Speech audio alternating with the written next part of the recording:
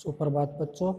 कल हम सिटीज के का अध्याय नंबर 2 कर रहे थे, जिसमें वाक जल्दियत जो कश्मीरी कवयित्री है उनके द्वारा रचित अध्ययन के अंदर हम कर रहे थे, जिसमें किस प्रकार से वो ईश्वर भक्ति की ओर प्रेरित होकर अपनी रचनाओं को माध्यम बनाया वाक के जरिए। और वाक एक वाणी, जिसे वाणी कहते हैं बच्चों, और ये वाणी जो कश्मीरी भाषा के रूप में है, कश्मीरी जो लोकलीय जो कह सकते हैं स्थानीय जो भाषा है उनको लेकर रची गई है।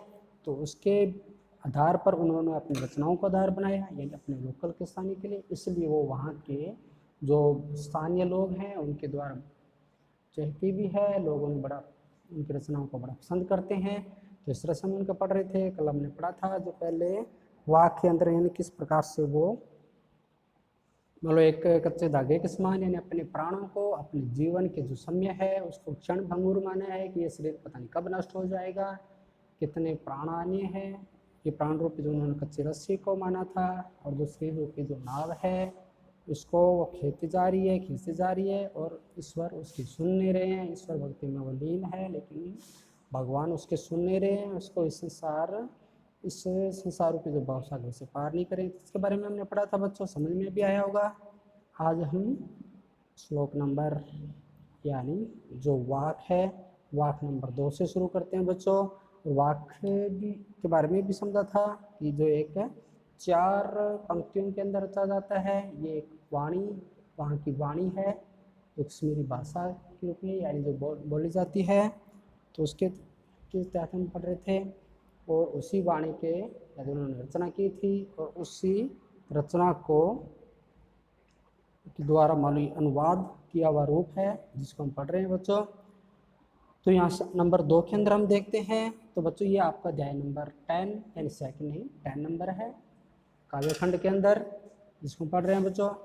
तो दूसरा देखते हैं कि खा खाकर कुछ पाएगा नहीं, खा खाकर कुछ पाएगा नहीं, न खाकर बनेगा इंकारी। यानी अगर कुछ खाएगा भी नहीं तो भी तुम भी कुछ नहीं कर पाओगे। यानी संसारिक अगर संसार में तुम्हें रहना है तो तुम्हें भोगों का पूर्ण त्याग भी नहीं कर सकते। यानी जो तुम्हें सुख सुविधा या ऐश्वर्य रूपी जो तुम्हें संसारिक सुख सुविधा मिल रही है तो उसे भी तुम भोग कर, तुम उसको त्यागो मत, लेकिन मन में अहंकार भी मत कर। यानी अहंकार भी अगर मन में इस तरह से अगर नहीं भी खाएगा तो अहंकार उत्पन्न हो जाएगा कि मैं न कुछ खाते हुए ऐसा कर रहा हूँ वैसा कर रहा हूँ, यानी मन में अहंकार आ ही जाएगा। इसलिए तुम उतना ही खाओ जितना तुम्हें अपने जीवन के लिए ज़रूरी है, ये तुम्हें जीने के लिए ज़रूरी है।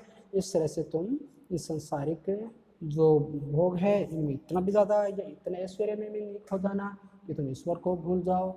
और तुम इस तरह से अगर नहीं भी खाओगे, एकदम त्याग कर दोगे, तो तुम्हारा मन अहंकारी हो जाएगा। यानी इस तरह से दोनों तरह से कहेगा भी खा खाकर कुछ पाएगा नहीं। यानी अगर बहुत ज़्यादा तो संसारिक वो माया में जाल में फंसकर, भोगों में फंसकर अगर तुम ऐश्वर्य सुख ऐश्वर्य का अगर तुम लोभी हो गए या लोभ पूर्वक अगर ऐश्वर्य या सुख को तुम भोगने लगे तो तुम ईश्वर को भूल जाओगे।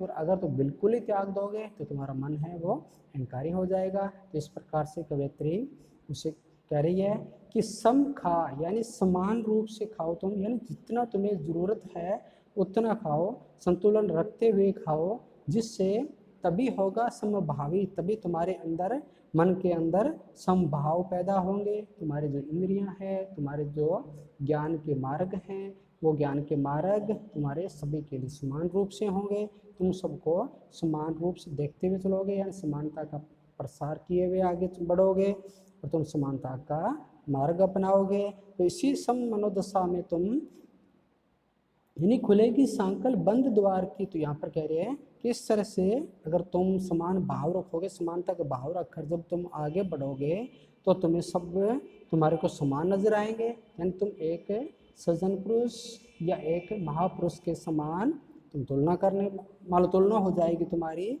और तुम एक त्यागी महात्मा के रूप में समझे जाने लगोगे। इससे तुम्हारे मन के अंदर जो अहंकार है वो सारे के अहंकार तुम्हारा नष्ट हो जाएगा। तुम अपने जो अंदर तुम्हारे अहंकार होगा या तुम्हारी जो भेदभाव या दूसरों के प्रति जो भेदभाव होगा वो दूर होकर सब में समानता का भाव होगा, तो तुम्हें भगवान की प्राप्ति होगी, ईश्वर की प्राप्ति होगी। इसलिए खुलेगी संकल्प बंद द्वार की, मतलब जो ईश्वर रूपी जो द्वार बंद है वो तुम्हारे लिए खुल जाएगा, तुम्हें मोक्ष की प्राप्ति होगी, ईश्वर की प्राप्ति होगी। तो बच्चों आपको समझ में आ गया होगा कि अगर तुम खाकर यानी अगर ऐश्वर्य रूपी अगर तुम जीवन जियोगे तो तुम्हें ईश्वर की प्राप्ति नहीं हो सकती। तुम उन भोग विलासों में खोकर अपना जीवन, जो मनुष्य जीवन बड़ी मुश्किल से मिलता है, ये तुम इसे खो दोगे। और न खाकर बनेगा अहंकारी, अगर तुम कुछ खाओगे नहीं तो अहंकारी हो जाओगे, फिर भी ईश्वर की प्राप्ति तुम्हें नहीं हो सकती, तुम दूसरों के प्रति भेदभाव करने लगोगे। सम खा तभी होगा संभाव, यानी कि तुम इतना सा खाओ कि तुम्हारा जीवन चलता रहे, तुम्हारा जीवन बना रहे और तुम्हें सबके प्रति तुम्हारे अंदर समानता का भाव आ जाए, सभी के प्रति स्नेह और प्रेम का भाव आ जाए और ईश्वर भक्ति में लग जाओगे। इन सभी को समान देखते हुए तुम दूसरों के कल्याणकारी कार्यों में और ईश्वर की भक्ति में लीन हो जाओगे, तो तुम्हारे लिए खुलेगी संकल्प बंद द्वार की, तो तुम्हारे लिए ईश्वर रूपी जो द्वार है वो खुल जाएगा और तुम्हें प्रभु से मिलन होगा, तुम्हें मोक्ष की प्राप्ति होगी। तो बच्चों समझ में आ गया होगा। तो इस तरह से आप इसका अनुवाद करेंगे। अगर हम बात करें प्रसंग की तो प्रसंग वही रहेगा, विप्रस्तुत काव्यांश कवयित्री ललित के द्वारा रचित वाक से लिया गया है, जिसमें अहंकार को त्याग कर और समान भाव से देखते हुए जो खान पान है उसमें मल संयम रखते हुए ईश्वर भक्ति की प्राप्ति का उपदेश दिया गया है। इस तरह से आप इसका प्रसंग बना लोगे और व्याख्या जैसे आप अभी हमने की थी वो व्याख्या हो जाएगी। और अगर इसके अगर बात करें शीर्षक ये विशेष की बात की जाए तो विशेष के अंदर तो यहाँ पर विशेष में हम देखेंगे कि सम खाने का मतलब यहाँ पर समान रूप से रहने का मतलब है, तो यहाँ इस तरह से आप करोगे। और विशेष बच्चों इसके अंदर देखा जाए तो खाकर तो ये समान रूप से आ रहे हैं, तो पूर्ण सम ये मान लो आ रहे हैं ना, जिस तरह से खाकर तो दोनों का अलग अलग अर्थ निकलता है, तो यहाँ पर पुनरुक्ति अलंकार के रूप में देख लिया जाएगा। और बाकी तो बच्चों यहाँ पर ऐसा कुछ इसमें विशेष कुछ है नहीं, तो यहाँ पर रख लेंगे कि यहाँ पर वाणी के अंदर कश्मीरी भाषा का प्रयोग सहज तरीके से हुआ है, तो इस तरह से नॉर्मल से दो आप दे सकते हैं। आगे तीसरे में देखते हैं। तीसरे के अंदर आप देखिए, तीसरे वाक्य के अंदर आई सीधी राह से गई न सीधी राह, सुषम सेतु पर खड़ी थी बीत गया दिन आहे, जेब टटोली कौड़ी न पाई। कौड़ी कहते हैं धन संपदा को, तो और सुषम सेतु कहते हैं जो सुषमना जो हमारी जो नाड़ी होती है मध्य, यानी जो एक नाड़ी होती है जिसके अंदर मध्य स्थित यानी कि जो चलती रहती है या जो हमारे नाड़ी तेज चलती है, तो उसमें सुषम नाड़ी उस नाड़ी को कहा गया है जो एक नाड़ियों के मध्य स्थित रहती है। और यहाँ पर दिन बीत गया जब जेब टटोली कौड़ी न पाई, यानी जब जेब को मैंने टटोला भी मैंने क्या पाया है, तो माझी को दूँ क्या उतराई। माझी यहाँ ईश्वर के लिए कहा गया, वैसे माझी नाविक को कहते हैं, नाव चलाने वाला होता है, नाव खेवाने वाला होता है, लेकिन यहाँ पर ईश्वर के लिए कहा गया बच्चों। तो इस तरह से कहेंगे आई सीधी राह से गई न सीधी राह, तो यानी कि जब मेरा जन्म हुआ था मैं बिल्कुल खाली हाथ आया था, मेरे मन में कुछ भी नहीं था, एकदम यानी कोरे भाव थे मेरे पास, बिल्कुल दिमाग मेरा खुला था, खाली था, कुछ नहीं था, हृदय भी मेरा बड़ा पवित्र था, नेक था। हर तरह से ईश्वर ने जब मुझे जन्म दिया था तो मैं एकदम से मान लो हर तरह से मेरा हृदय और मन बड़े शुद्ध और पवित्र थे। लेकिन गई न सीधी राह, लेकिन जब मैं इस संसारिक मोह माया में पड़कर जैसे जैसे बड़ा हुआ और आयु मेरी बीतती गई या बड़ी हुई, तो मेरी आयु बीतती गई तो मेरे अंदर अनेक विकार आते गए, ईश्वर को मैं भूल गई, ईश्वर के प्रति जो मेरी आराधना थी तपस्या थी वो भी बिल्कुल निस्वार्थ भाव से नहीं कर पाई, उसमें भी मेरा स्वार्थ रहा। इसलिए कहा कि मैं एकदम सीधी राह से आई थी और इस सांसारिक मोह माया में पढ़कर किस तरह से इस भव सागर से मुझे सीधा अगर मार्ग ही मान लो चुनना था संसार के अंदर, परंतु मैं इस मार्ग पर चलते चलते अपनी मान लो स्वार्थ युक्त साधना के कठिन जो रास्ता था उस पर चल पड़ी, और सुषुम्ना जो आदि नाड़ियों को जागृत करने के फेर में सारा जीवन बीत गया। तो सुषुम्ना यानी ईश्वर के प्रति, यानी जब मैं इन भोग विलास के अंदर खोकर ईश्वर का जो रास्ता मुझे चुनना था या जो मुझे सही रास्ता चुनना था मैं उसको यहाँ नहीं चुन पाई। इस प्रकार से अपनी जो सुषुम्ना नाड़ी होती है उसको जागृत करने के लिए यानी ईश्वर के प्रति उसमें धुन पैदा करने के लिए मेरा सावर जीवन बीत गया, लेकिन मैं अपने उद्धार के लिए वो कुछ नहीं कर पाई। तो इसलिए यहाँ पर कहा है कि मैं ऐसा कुछ नहीं कर सकी।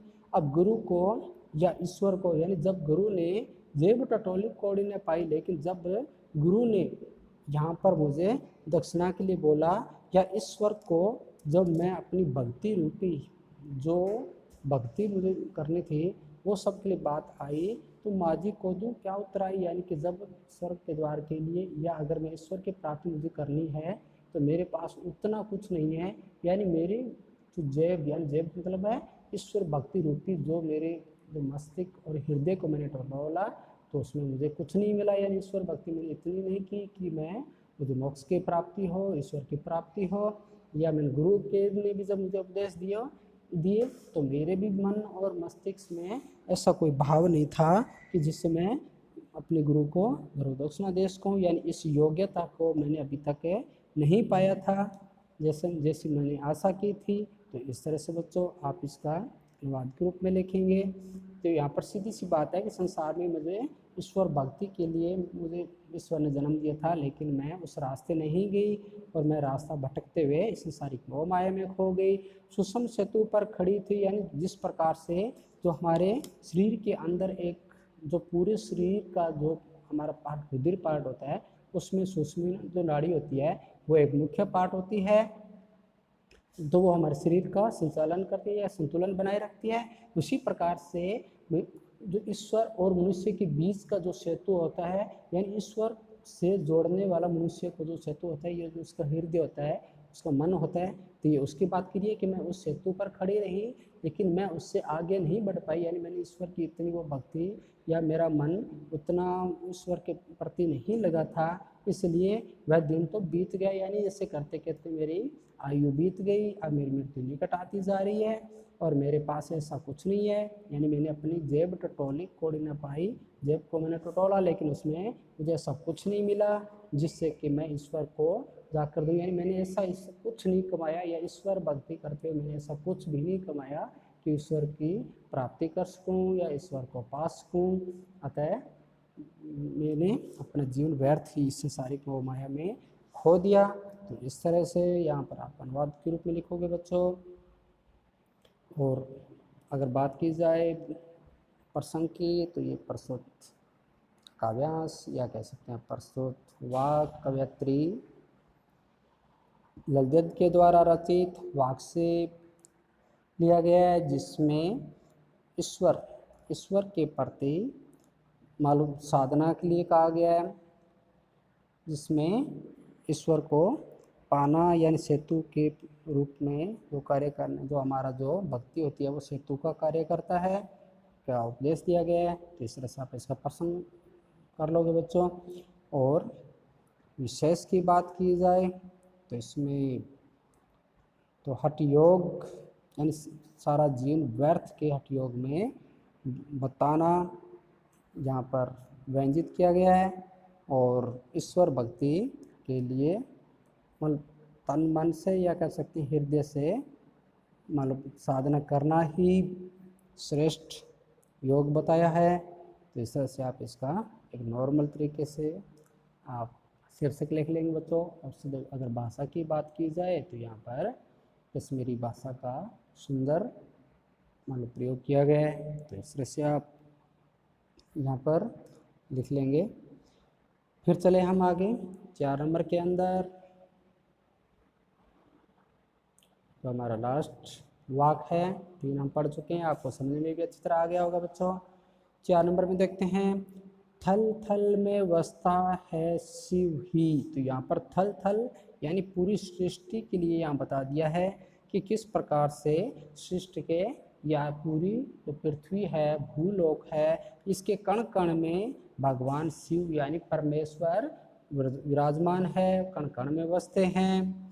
भेद न कर क्या हिंदू मुसलमान, फिर यहाँ पर हिंदू और मुसलमानों को संबोधित करती हुई उनको मान लो इस तरह से एक पुकारती हुई कहती है कि हे हिंदुओं, हे मुसलमानों, फिर तुम क्यों भेद कर रहे हो, यानी एक परमात्मा यानी ईश्वर एक है, परमात्मा एक है, वो हर कण कण में बसता है, फिर क्यों तुम हिंदू और मुसलमान अपना ईश्वर, अपना खुदा, अपना भगवान ऐसा मान कर क्यों भेदभाव करते हो, क्यों उस जो ईश्वर जो रूपी परमात्मा रूपी जो कण कण में बसता है उसका तिरस्कार करते हो, अपमान करते हो।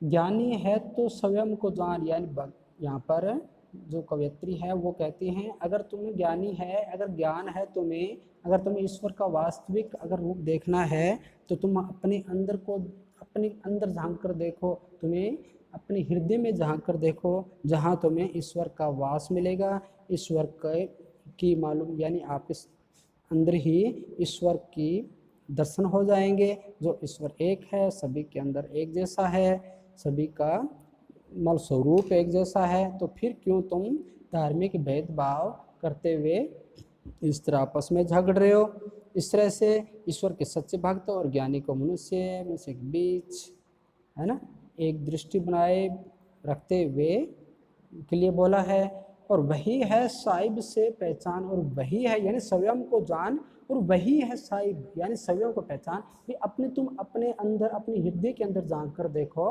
वहाँ तुम्हें ईश्वर नजर आएंगे, या जो तुम्हें तत्व नजर आएगा, जो तुम्हें एक प्रकाश में नजर आएगा, वही तो साहिब है, यानी वही तो परमात्मा है, वही आत्मज्ञान है।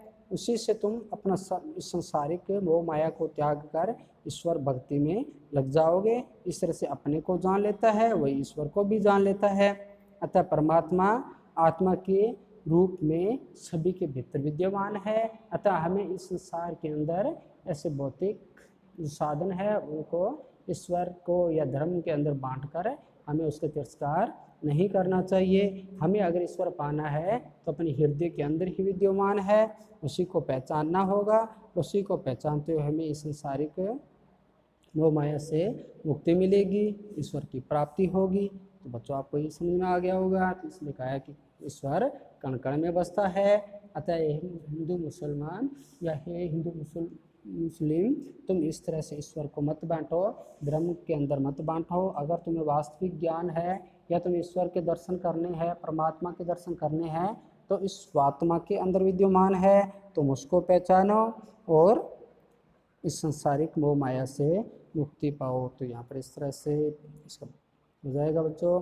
और अगर प्रसंग की बात की जाए तो प्रसंग रहेगा वही, यानी प्रस्तुत जो वाक्य है कवयित्री ललियद के द्वारा रचित वाक्य से लिया गया है, जिसमें ईश्वर को कण कण में व्याप्त बताते हुए हिंदू मुसलमान को भेदभाव से हटकर ईश्वर भक्ति यानी अपने आत्मा में ईश्वर भक्ति के माल को देखने का उपदेश दिया है। तो इस तरह से आप इसका प्रसंग लिख लोगे बच्चों। और रही बात विशेष की, तो विशेष के अंदर आप लिख लेंगे कि ईश्वर सृष्टि के कण कण में निवास करता है। और इसके अंदर आपको थल थल, तो यह थल थल तो यहाँ पर एक ही अर्थ रहेगा बच्चों। तो इस तरह से अगर थल थल की बात की जाए तो ये पुनरुक्ति अलंकार के रूप में होता है। और तो इस तरह से बच्चों आप यानी कि यहाँ पर लिख लेंगे, और भाषा सहज सरल और मान लो एक परमात्मा के स्वरूप का दर्शाया गया है। तो इस तरह से आप इसकी इस विशेष के अंदर लिख लेंगे बच्चों। तो यहाँ पर आपका अध्याय कंप्लीट होता है। तो आगे हम चलें पाठ्यपुस्तक के अभ्यास प्रश्न के अंदर, जो एक नॉर्मल से दिए हुए हैं। तो चलते हैं हम आगे अभ्यास प्रश्नों के अंदर। तो अभ्यास प्रश्न को देखो, रस्सी यहाँ किसके लिए प्रयुक्त हुआ है और वह कैसी है। तो यहाँ पर रस्सी तो बच्चों सबसे पहले जो आया था ना, रस्सी कच्चे धागे की खींच रही मैं नाव, यानी जो आपका जो पहला ही था उसके अंदर। तो यहाँ पर पूछा जा रहा है कि रस्सियाँ किसके लिए प्रयुक्त हुई है और वह कैसी है। तो पाठ में रस्सी शब्द जीवन के जीने के साधनों के लिए प्रयुक्त है। तो यानी रस्सी जो प्राण स्वरूप या जो जितने भी हमारे साधन हैं, हमें जीने के जो साधन है, तो वो शारीरिक साधन है उनके लिए प्रयुक्त है। और ये रस्सी कच्चे धागों से बनी अर्थात क्षणभंगुर है, यानी कभी भी नष्ट हो सकती है। यानी इस शारीरिक जो मोह माया है ये प्राण रूपी, मतलब अपने प्राण, यहाँ प्राणों को अगर मुख्य रूप से तो अपने प्राणों को ही मानेंगे बच्चों, क्योंकि प्राण ही क्षणभंगुर होते हैं कि पता नहीं कब नष्ट हो जाए, कब हमारे प्राण छूट जाए हमारे शरीर से, ठीक है ना, जो कभी भी टूट सकते हैं, जो क्षणभंगुर है, तो उनके लिए प्रयुक्त किया। और वह कैसी है, तो ये क्षणभंगुर है। तो इस तरह से आंसर हो जाएगा इसका।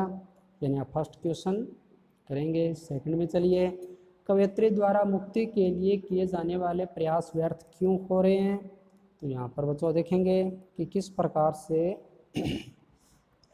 कवयित्री अपने मान लो चिंतित हो रही है कि उनका जो जीवन है वो बीता जा रहा है, उनकी मृत्यु निकट आ रही है, यानी उनकी जो उम्र की जो आयु है वो धीरे धीरे बढ़ती ही जा रही है और मृत्यु उसके निकट आ रही है, लेकिन ईश्वर से अभी भी उसका मिलन नहीं हुआ है। अतः उसे लगता है कि उसकी सारी जो उपासना है, ईश्वर भक्ति है, वो व्यर्थ ही हुई जा रही है। अतः उपासना का अभी तक उन्हें कोई फल नहीं मिला है, भक्ति का कोई भी फल उन्हें नहीं मिला है। तो इस तरह से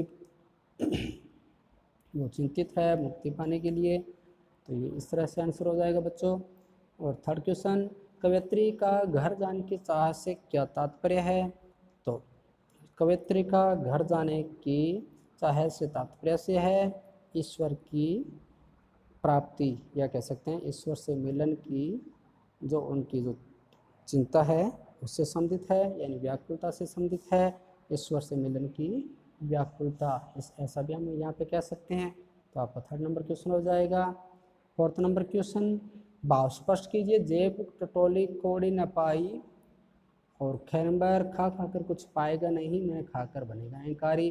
तो ये फोर्थ नंबर क्वेश्चन आप बच्चों मत करना, लर्न तो आपको करना है, क्योंकि आप पहले से इसका 100% व्याख्या कर चुके होंगे और ये उसी से भाव स्पष्ट रूप में लिया गया है। तो ये आप कर ही लेंगे, हमने इसको आज पढ़ाई था।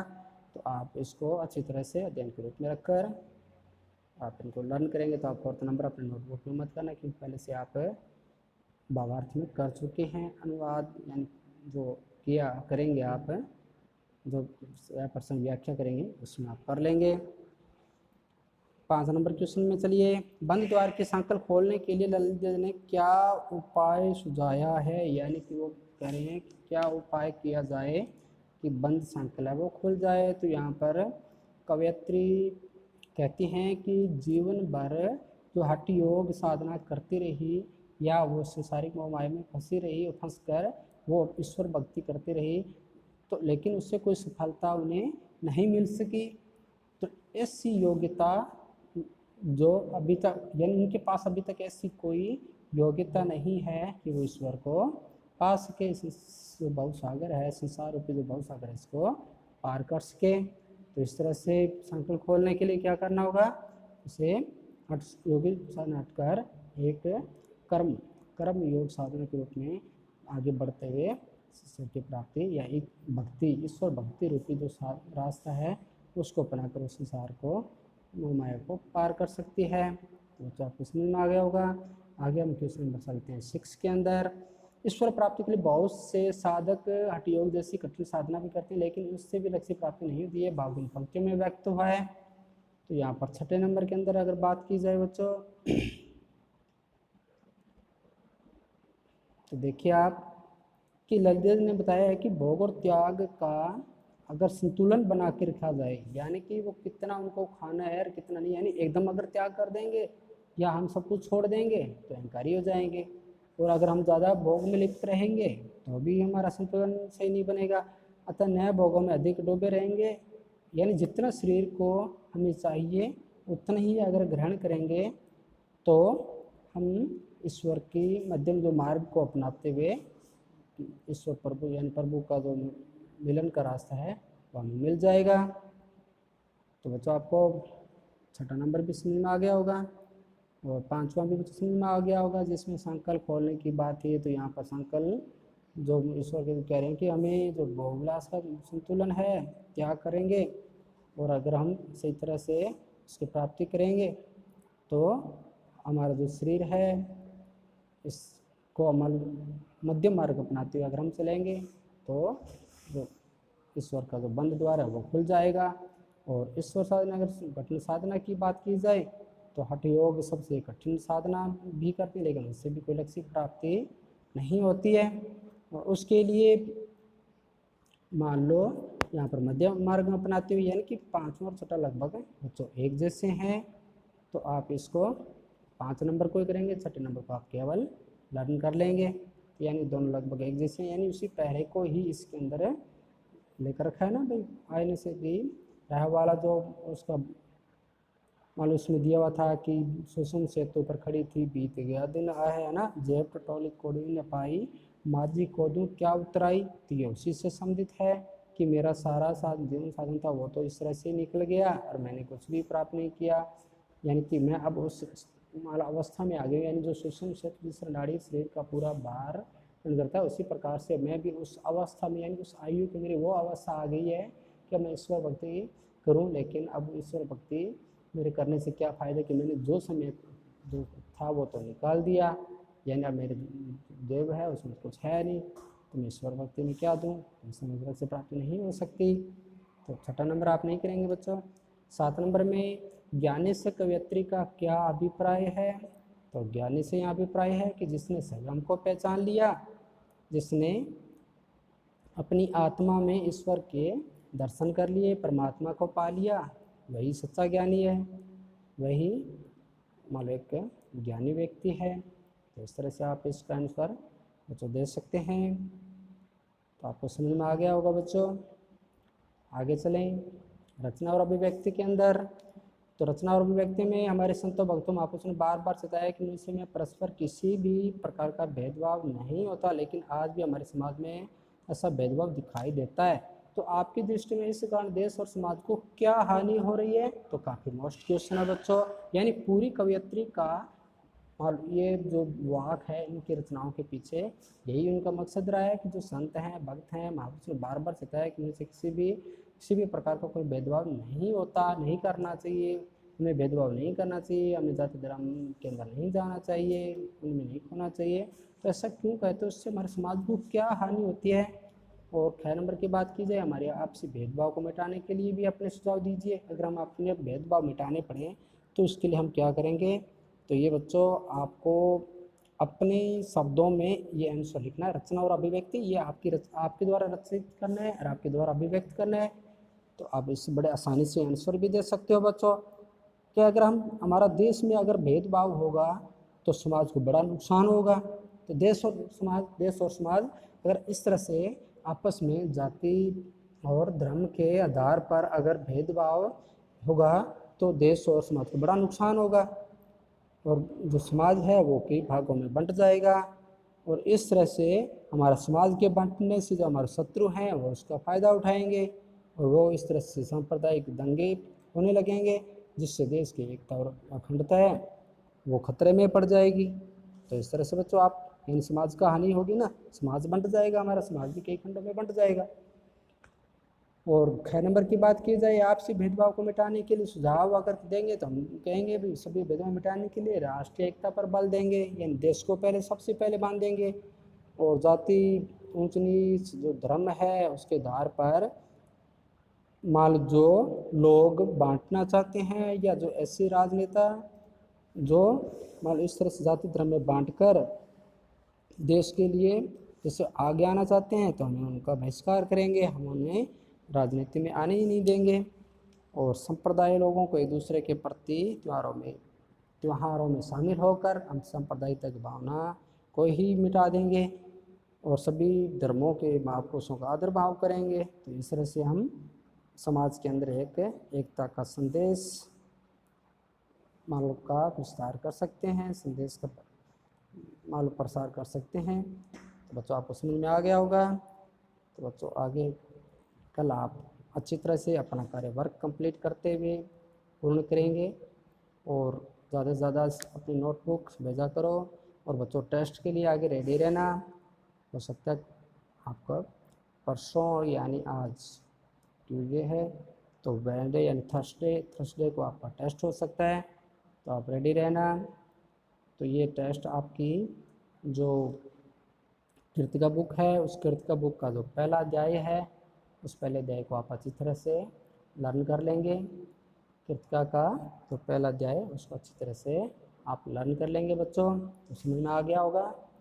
और अपना वर्क साथ साथ में कंप्लीट करते रहना, नहीं तो बाद में जब ऑफलाइन में स्कूल खुलेगा तो आपको समस्याएं आएगी, तब आपकी नोटबुक देखी जाएगी और फिर एक साथ वर्क करना काफ़ी आपके लिए मुश्किल हो जाएगा। तो अभी आपके पास पूरा वक्त है, इस वक्त को आप उपयोग यानी सदुपयोग कीजिए और अपना वर्क साथ साथ में पूरा कीजिए और लर्न भी करते रहिए बच्चों।